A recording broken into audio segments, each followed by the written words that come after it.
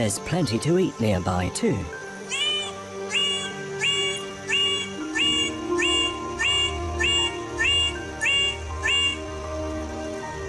From the front, he looks fairly inconspicuous.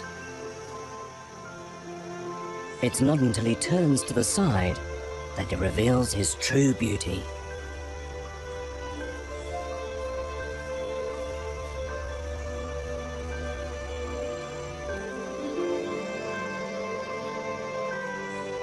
Orange plumes and flowing tail feathers enhance his image.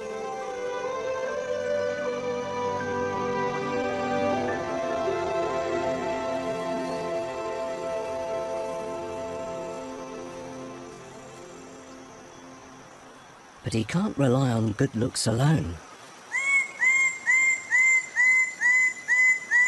He calls for a mate as well.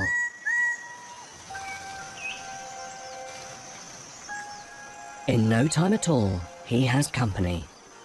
A female is lured, either by his call or a chance to feed. She has the same body colour, but she doesn't have decorative feathers. And she doesn't have any interest in him.